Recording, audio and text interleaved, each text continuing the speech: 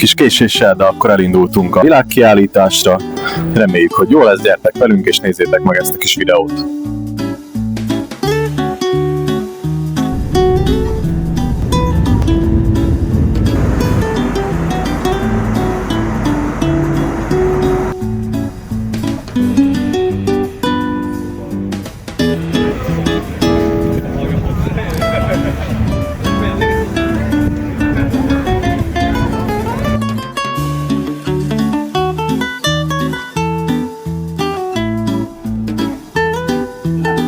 Sziasztok, akkor ide is értünk Franciaországba, az ICNM kongresszusra, és hallgassátok meg dr. Csicsor János előadását, amit a cégünkről tartott, és termékeinkről ezen a csodálatos konferencián.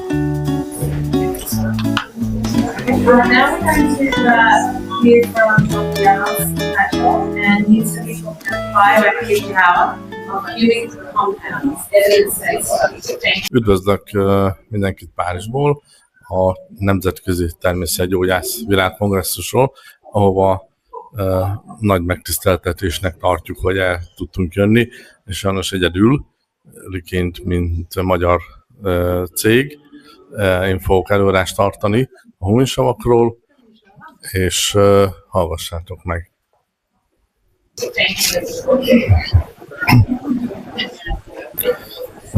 Welcome everybody. First of all, I would like to thank to Anna-Marie to reorganize the program, because originally I would be presented this in the morning, but the strike at the airport a little bit confused our program. So I would like to speak about the humic acids and some words about why humic acids are so important and what are humic acids.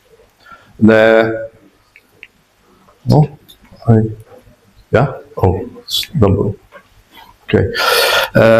I would like to start this presentation a little bit behind this problem, that all we know that in our crazy world there are real problems in the human health, and we can call these problems as civilization diseases, and this name was first presented by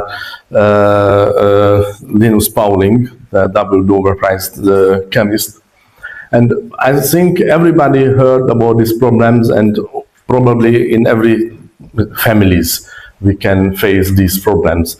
And these problems are growing and growing, and it's a good question if we are civilizated or we are going on the civilization road, then why the problems are also growing. And probably it's a little bit strange, but behind these problems, most of the problems we can find the modern agriculture, our soils. If I need some time. Oh. Yeah, it's okay.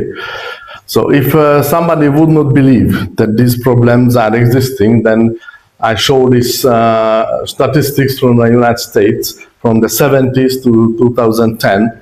We can see that these civilization problems are growing exponentially.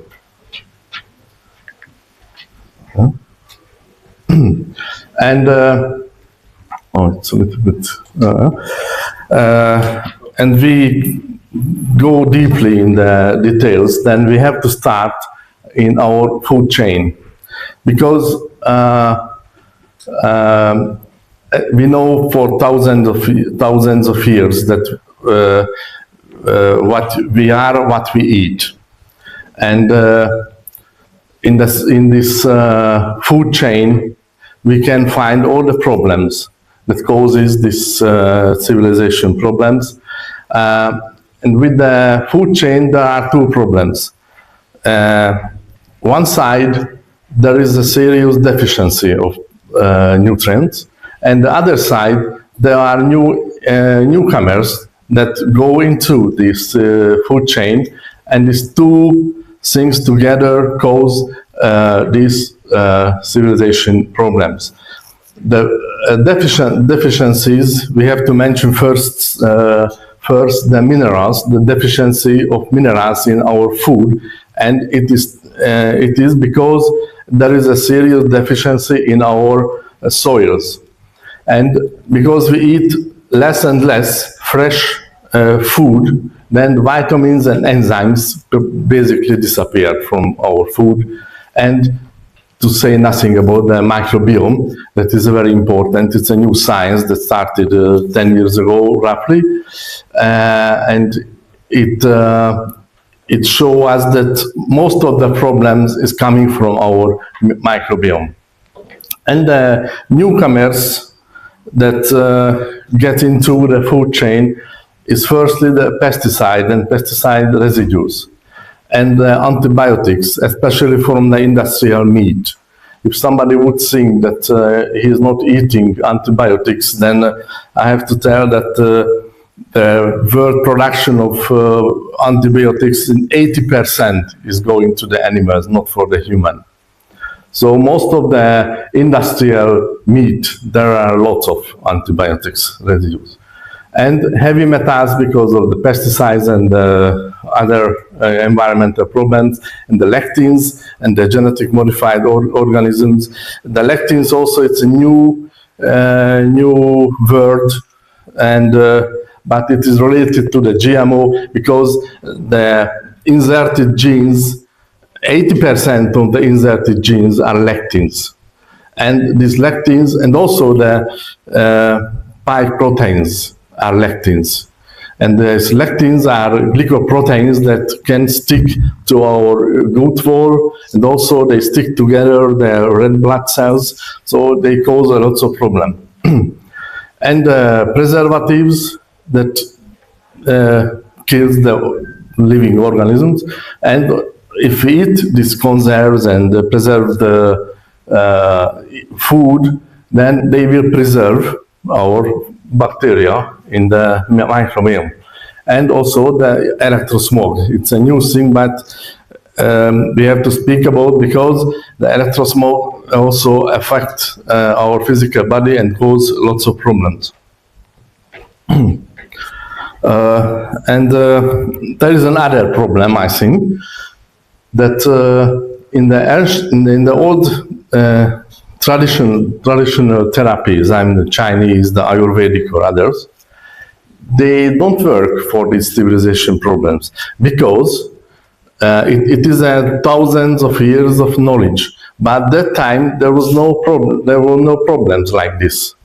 And also the Western medicine, there are exceptions, of course, but most of the modern Western medicine, they think about only the symptoms. They don't care the roots of the problem.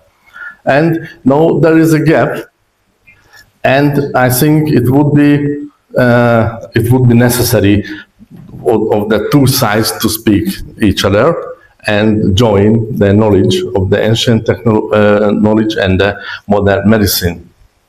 And in the basic is the consciousness that we have to know why we are doing things and why not we are doing and eating things. And if you see how did we go to the wrong way, yeah, it's time. Then we have to go back roughly 100 years after the First World War, when the explosive, the ammonium nitrate that we use as a fertilizer, but that time it was an explosive. People realized after the war that around these ammonium nitrate places, the plants are growing faster and bigger. And this was the basic of the modern chemical fertilizers. And okay, we used fertilizers and the plants grow faster and bigger. And the farmers realized but there are new problems, new insects, new viruses, new bacteria could go into the plant because the tissue of the plant is growing and the growing holes, the insects and viruses could go into the plant, and we have to do something. So the pesticides industry started to grow after these problems, and the plants are okay. We saved the plants, but unfortunately we eat the plants and we eat the pesticide residues together with the plants. And now the problem is very serious, I think, because at this moment we can state, especially in Europe and the United States, that the agricultural soils we sterilized. There are no bacteria, no worms, nothing. It's a sterilized soil. And if the microbiome disappears from the soil, then it causes again lots of problems. And the GMO plants come up, and the lectins, and now the agriculture is growing not wheat. They are growing dollars per hectare.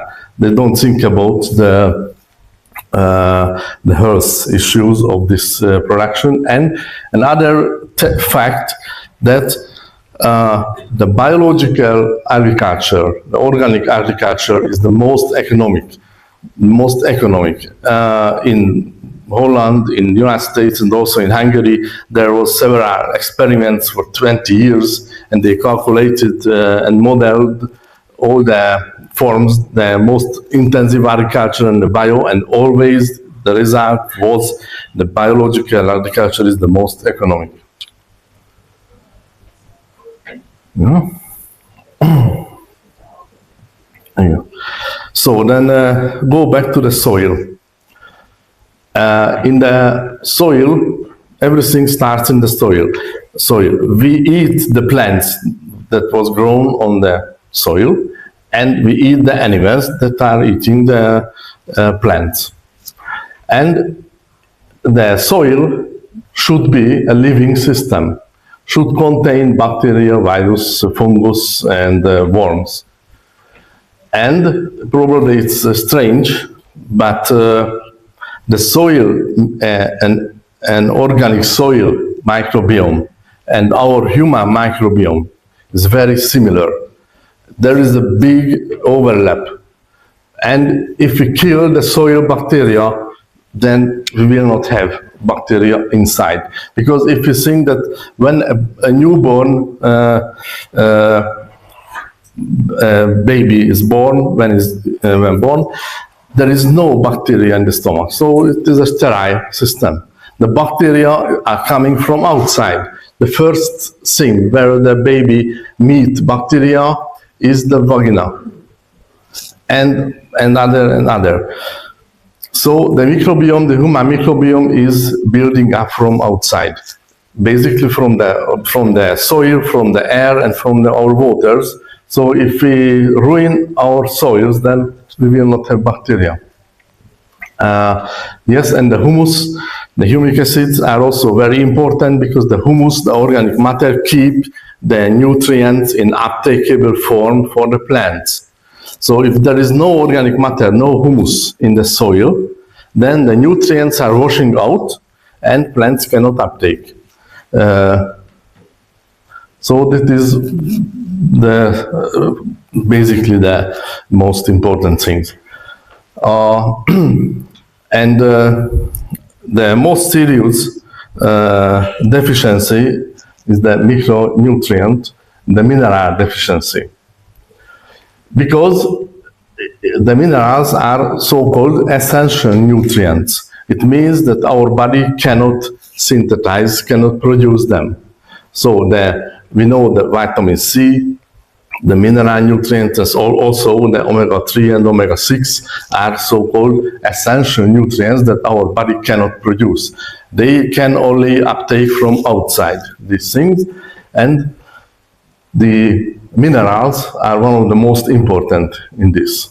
And I have to mention Dr. Linus Pauling, who had He was a chemist and got 2 Nobel Prizes. And this word, this sentence, that civilization problems, he was the first who put together this word. And he stated that you can trace every sickness, every disease, and every ailment to a mineral deficiency. And that time, when he lived, he could measure 90. Basically, the whole periodic system he could measure. And he stated that all the 80, 90 elements are important in our food chain. And if we see what in the planet, what are the sources of these 80, 90 different minerals, then there are 2 sources. One is the ocean. It's probably strange, but it is true. And the other is an organic soil. And here in France, we have to mention René Quinton, who was the scientist who he made the basics of the homeostasis theory, and he realized that the ocean water and our cell plasma and blood plasma, the composition is basically the same.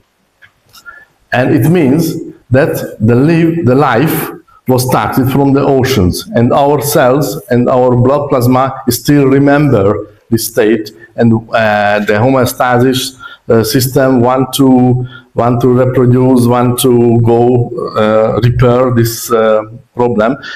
His time he could measure 16 elements, and he proved that these 16 elements are communicating each other. Yes. Yeah. And now the humic acids. So, in the soil, one of the most important things are humic acids, the humus, the organic matter, that is forming during geological times. The basic molecules, the precursors of humic acids, is the lignin in the wood structure, and the further humification process, it means the organic matter decomposition in the nature, starts with the peat phase and the lignite, the brown coal, the black coal, and the end is the diamond.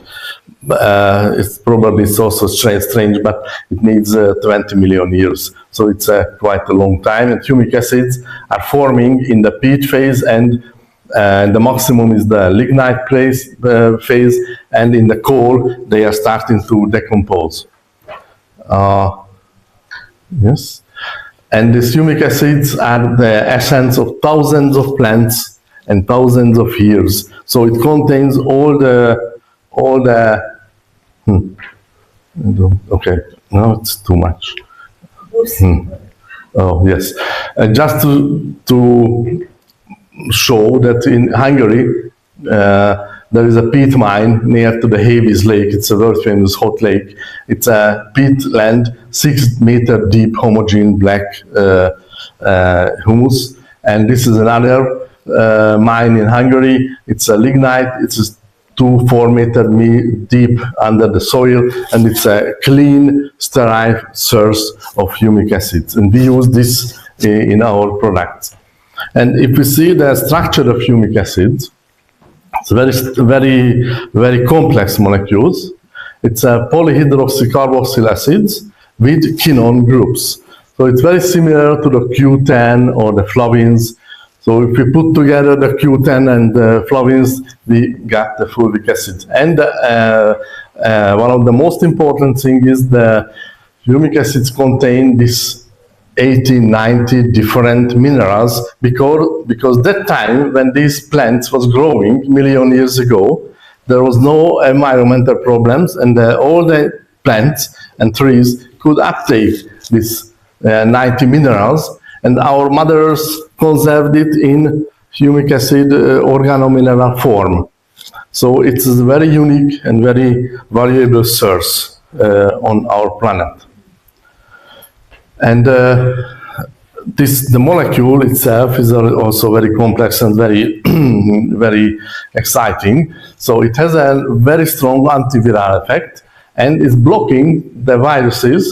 They bond on the spike proteins and block the virus, and the virus cannot work. And a very strong, intelligent chelating agent, and the toxic heavy metals are bound to humic acids more strongly than the minerals we use in the food. For example, a zinc humic acid complex is a weaker bond than, let's say, a lead humic acid complex. So there is an ion exchange and very effectively detoxify our body. And in the last weeks, I heard, read some publications that the graphene from the vaccinals, the graphene and the microplastics also can removed very effectively with humic acids. And antioxidants capacity is one of the strongest in the nature, and it's electron transfer catalysator, so can speed up the respiration chain and give more energy. This slide was in 2010 in Hungary. It was a serious disaster. It's the red mud disaster. 800 hectares was covered with this toxic red sludge, and I am there in the middle. And we could prove that if we put humic acids, natural, mild, without any chemical changes, this put on the soil, then in some minutes it neutralized the red sludge. You can see on the left side, and the Ministry of Hungary accepted this fact, and they treated 800 hectares with humic acid. And since the production and the plants are much better in that area. That's cool. Yeah, and this is our product, huminicum, that we produce, and it contains really 80 different micronutrients. And you can see we have a stand there. You can try. We give some samples we could bring with us. And finally, I generally close my presentations with this, that we should not only believe in God. We should, it is the time probably, try to understand. And we have to go our own way, because we are alone. We come alone and we go alone. Thank you for your attention.